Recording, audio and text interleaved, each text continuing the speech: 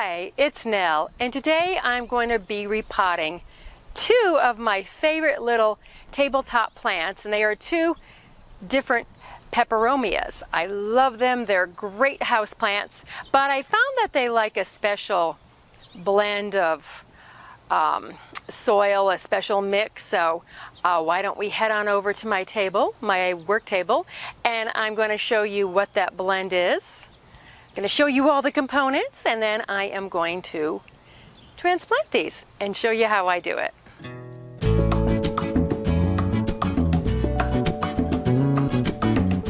So here we are, all set up to go. This is a baby rubber plant, it's called, and this is called a rainbow peperomia. I will leave the botanic names in the blog for you in case you're interested in them. This one is a very, very common one, but I like it nonetheless. And both of these stay relatively small. This one usually maxes out at about 12 to 14 by 12 to 14, and this one gets about 10 inches by 10 inches. I'm talking about inches, not feet, obviously, for a tabletop plant. And what's good to know is these don't have a really extensive root system, so they don't need to be repotted all that often. And actually, you should only transplant them if you see any roots coming out of the bottom, and then that's a sign that they do need to be repotted. And I got these about a year and a half ago, so the reason why I am transplanting mine is because the mix they're in dries out really, really fast, and I'm in the desert in Tucson, and I just don't want to have to water them too often. Peperomias do not like to stay wet at all, but they also do not like to, or I should say, I don't like them to go dry, because then I have to water them more often than I really want to. So that's why I am doing it. And oftentimes when you buy house plants, you might want to think about repotting them because the soil mix that they're in might be old. Who knows how long the plant has been there, or oftentimes the grower will use the same soil mix or the same potting mix for all of their house plants. So for some plants, I like to do my own blend, and because these are like Hoyas, they do like a richer soil, but also one that drains really, really well. So this is almost the same mix I use for a Hoya. And I'm definitely going to transplant this one directly into here because it gives it enough room, and it probably won't ever need too much of a bigger pot than this. And this one I'm going to see, I just had it in this pot, just with the grow pot just sitting inside the decorative pot. I'll see if I need to get a bigger pot, although I don't want a bigger pot because the scale of the plant is small and it doesn't need it. So I may just transplant this back into here, or I may just transplant it directly into here because I actually have a saucer that is independent of this, so I can always have the saucer under it, whereas this one, and the saucer is attached. And there are over 1,000 different species and varieties of peperomias. There are a lot of them, and the majority of them, or the ones that I know of, are native to the tropics and the subtropics. So that's why they like this soil mix. Some of them do hang.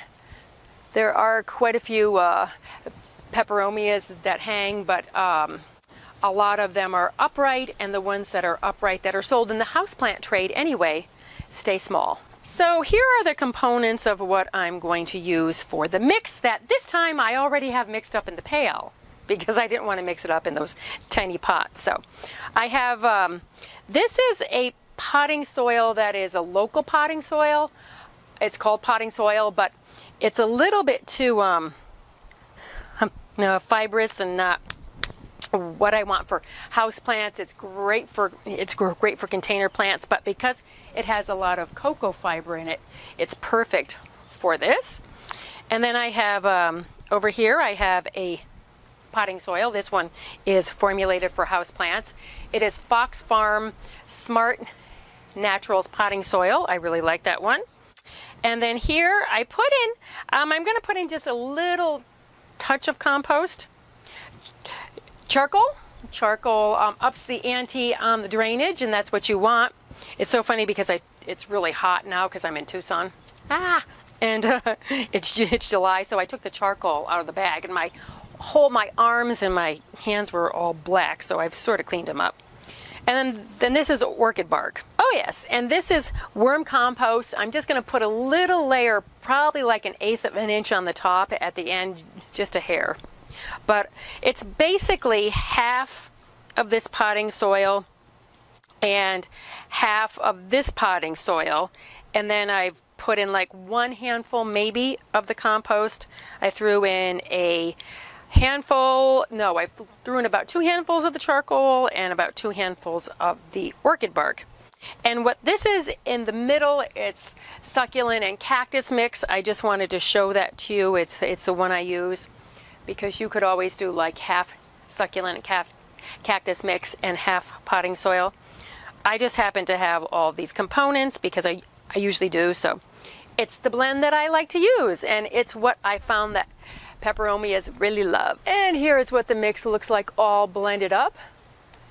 As you can see, it looks good and full of good stuff, but it also has some chunks in it, so it's going to drain just beautifully. So I'm going to start with the baby rubber plant, and I put a coffee filter over the drain hole because the drain holes on these pots are large, and it's also sits in my bathroom, so I don't want dirt to come out. So I need to put in approximately 2 to 3 inches in the bottom.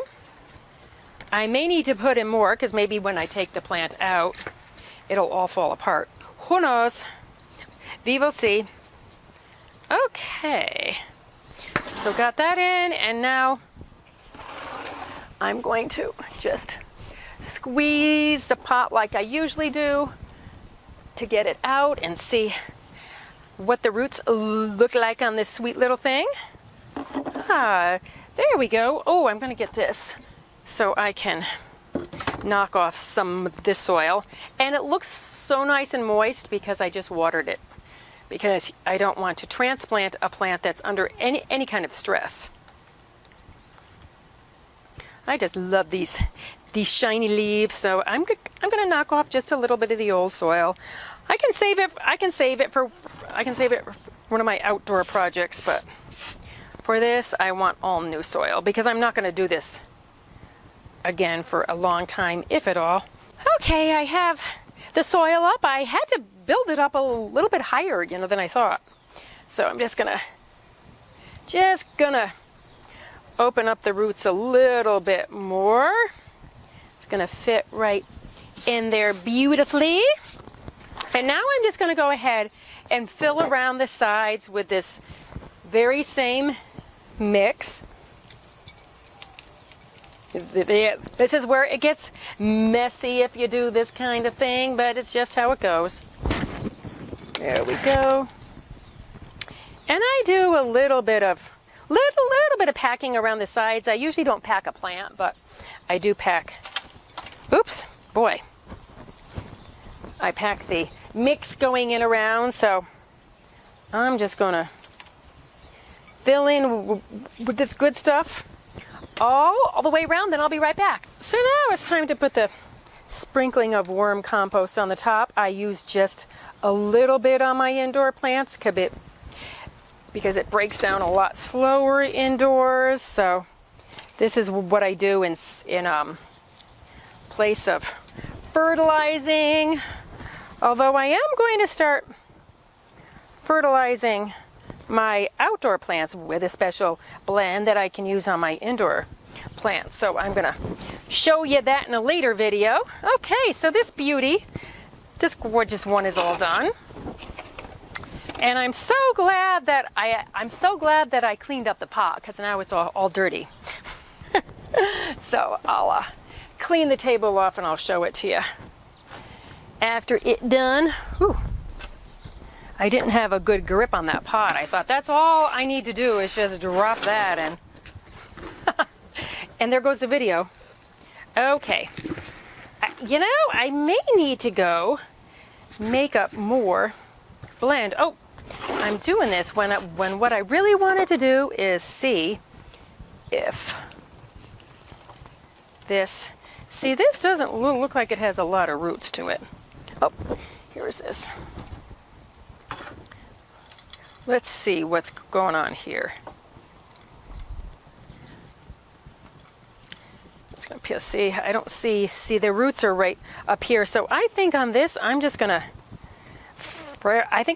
freshen up the soil. I think that's what I'm gonna do with this one. In terms of crud around the side, this pot looks better than that pot. So I'm just gonna go ahead and use that one and clean out the pot that I dumped the soil in. Because see, it's so hot that I forgot what I said I was gonna do about 15 minutes ago. So now time for the rainbow. And I would directly pot it in that, but this one just is not gonna get that big, so. And it's gonna have room. See, I'm just sort of taking off some of this old soil so I can get the new on, and this is about it on the root ball, so not too big at all, and it still gives it room to grow in and to have some nice new mix around it. I'm going to take off even more there. Oh boy, big mess. I once had somebody a while ago said, "You make such a mess when you're working with plants," and I was like, how can you not make a mess when you're repotting plants, you know? But oh well, if people can think what they want to think. But yes, I am making a mess, but you know what? It's going to be cleaned up in no time. All right, so same with this. I'm just going to go fill it in around, and then I'll clean up, and I'll come back and I'll show you what they look like. And there you have it, my sweet little peperomias. I just like to say that word, peperomia. They're all done, and what I also did is I wiped off the pots because they got a little bit dirty too in the whole transplanting process. So now the pots are all set to go. So the next step here is I'm just going to put them in the house. These actually go in my guest bathroom, but I'm going to put them in the house, probably in the utility room where I put a lot of cuttings and that kind of thing, because it's nice and bright. That if there's a skylight, I'm going to let them settle in, because the root balls on these were so wet. I'm not going to water them right now. I'm going to wait probably a day or two and then give them a really thorough watering so they're good and wet, and all this good stuff in the potting soil in this mix really works in and works together. I do a blog post to go along with this, so there will be more information in the post for you, all the portions I used, and links to some of the things I used too, if you want to get some of those. So just be sure to check in the description box down below, or you can head over to joyousgarden.com, which is my website. Peperomias, like Hoyas, make really good houseplants. They're just really tough and easy here, even here in the desert. This one has a couple of markings on the leaves, but hardly any at all because it is so hot and dry here. But these will be all set to go now. I probably won't have to transplant them for about 3 years, because as I said, the root balls on these are not that extensive because the plants don't get that big. So do not rush to transplant your peperomia. I hope you have found this video about transplanting, repotting, planting a peperomia to be helpful. And I have a lot more videos coming your way, so stay tuned for those. I thank you for all your likes and your subscribes. I really appreciate them. Now let's get into our gardens, our indoor gardens, and make our worlds a more beautiful place. As always, I thank you so much for watching. Bye.